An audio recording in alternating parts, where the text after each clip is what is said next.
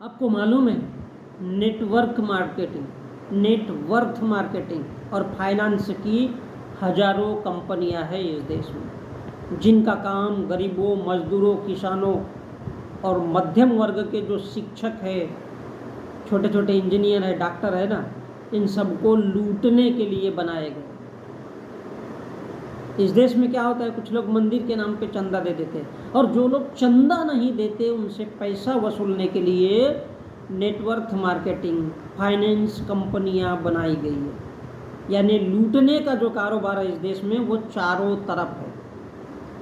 फिर कुछ लोग एजुकेशन लोन दे देते हैं, पढ़ना लिखना है तो लोन ले लो, और पढ़ाई करने के बाद लोन जिंदगी भर चुकाते रहो। यानी इस देश में जो गरीबों, मजदूरों, मध्यम वर्ग के लोगों, किसानों को लूटने के लिए ऐसे ऐसे धंधे बनाए गए, ऐसे ऐसे उपक्रम बनाए गए, ऐसे ऐसे जाल तैयार किए सरकारों ने, नेताओं ने, सांसदों ने, विधायकों ने,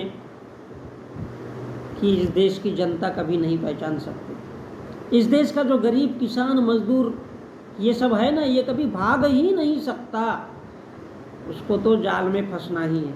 इस देश में जीना है तो कभी लॉटरी, तो कहीं फिल्म, तो कहीं शिक्षा, कहीं ग्रंथ, कहीं फाइनेंस के नाम पर उनको लूटा जाता है, उनको लूटवाया जाता है, और इसमें किसी गरीब मजदूर का कभी कोई फायदा नहीं होता है, बल्कि इस देश के मूल निवासियों को भिखारी बनाने के ये सब धंधे और कारोबार है। इन विदेशियों ने खोल करके रखा है, और विदेशी तो सरेआम कहते हैं कि मूल निवासियों को लूटना ही हमारा धर्म है, हम तो लूटते रहेंगे। क्योंकि 2-2 रुपए के लिए तरसने वाले लोग, भूखे पेट सोने वाले लोग कभी किसी का कुछ नहीं बिगाड़ सकते, इसलिए इनको तो पूरा नंगा करते तक निचोड़ेंगे।